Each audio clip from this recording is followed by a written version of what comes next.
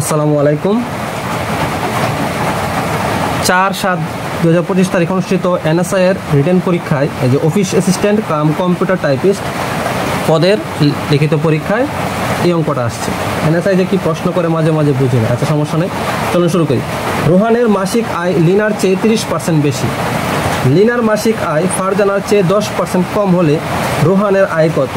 তাদের মোট আয় 6,447 টাকা। আচ্ছা, তাদের মোট আয় দেওয়া আছে। আচ্ছা, বলছে কি লিনার মাসিক আয় হচ্ছে ফারজানার চেয়ে 10% কম, আর রোহানের মাসিক আয় হচ্ছে লিনার চেয়ে বেশি। তার মানে আমি যদি ফারজানাটা স্ট্যান্ডার্ড ধরি তাহলে আমি বের করতে পারবো। তাহলে ধরি ফারজানার আয় 10x টাকা।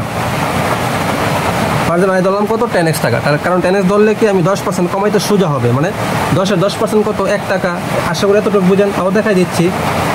তাহলে লিনার আয়, তাহলে লিনার আয় বলছে কি ফারজানার চেয়ে 10% কম। তাহলে ফারজানার আয় কত? 10x। 10x থেকে বিয়োগ কত?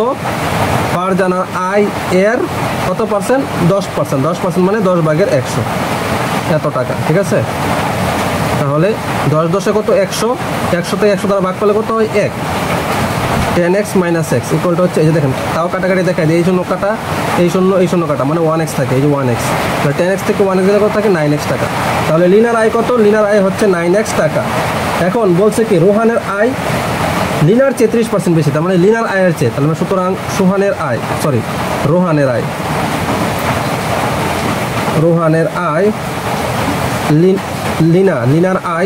লিনার আয়ের থেকে আরও 30% বেশি। তাহলে লিনার আয় যোগ লিনার আয় এর 30%। এখানে এই পার্সেন্টটা লিখছিলাম না, এটা কীভাবে লিখাই দিছি, আশা করি বুঝতে পারছেন। ইন্টু 30/100, এত টাকা। তাহলে এই শূন্য কাটা, তাহলে হচ্ছে কত?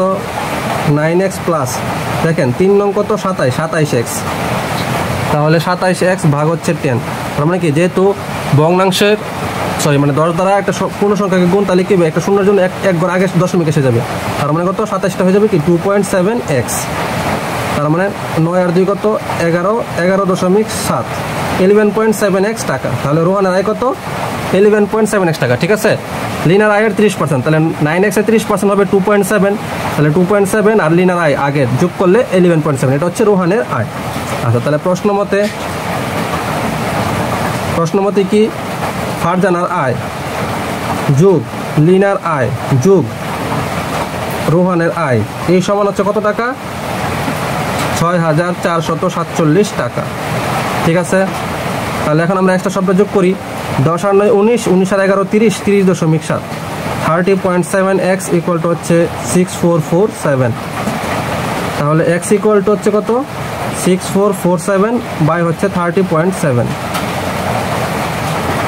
ঠিক আছে, তাহলে x ইকুয়াল টু, এখন একদম দশমিক যদি উঠাইতে চান, হ্যাঁ, যদি দশমিকে দেখেন এটাও যদি ভাঙায় দেখাই দিই, তাহলে 6447 ইন্টু 30.7 ইন্টু, দেখেন এখানে যদি দশমিক উঠাইতে চাই তাহলে দশমিকের জন্য একটা 1 আর 7 একটা ঘরের জন্য একটা 0। তাহলে যদি নিচে যদি 10 দ্বারা গুণ দিতে হয় তাহলে উপরেও 10 দ্বারা গুণ দিবেন। ঠিক আছে, তাহলে x ইকুয়াল টু হচ্ছে 64470 আর নিচেরটা কি হয়ে যাবে? 307 পূর্ণ সংখ্যা হয়ে যাবে।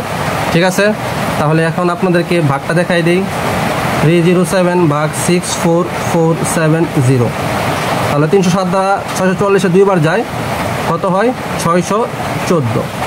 তাহলে থাকে কত? 30, একটা 7, 307। তাহলে 307 একে 307, একটা 0 0 0। ঠিক আছে, তাহলে x এর মান কত আসলো? 210। x এর মান আসলো কত?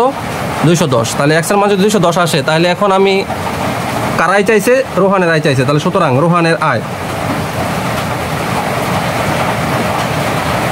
আয় সমান হচ্ছে কি 11.7x। তার মানে কত? 11.7 ইন্টু 210। তাহলে দেখেন এই যে একটা শূন্যের জন্য কি যাবে? এই দশমিকটা উঠে যাবে। তাহলে এখানেও কত হবে? আমি ডাইরেক্ট 117 লিখবো, নিচে লিখবো 21। এই যে শূন্যের কারণে, শূন্য দ্বারা গুণ দেওয়ার কারণে এটা পূর্ণ সংখ্যা হয়ে গেছে। ঠিক আছে, অথবা আপনারা ডাইরেক্ট এভাবে গুণ করে, যেহেতু দশমিকের পরে একটা সংখ্যা আছে, একটা সংখ্যা পরে দশমিক দিয়ে দিবেন। আচ্ছা, তাহলে সাথে মানে 1 দ্বারা গুণ করলে তো 117ই হবে। আর এটা দ্বারা গুণ করলে 2 দ্বারা 117 গুণ করলে কত হবে 234 234 7 415 3142 তাহলে 2457 টাকা। তাহলে রোহানের আয় হচ্ছে 2457 টাকা। এটাই হচ্ছে আনসার।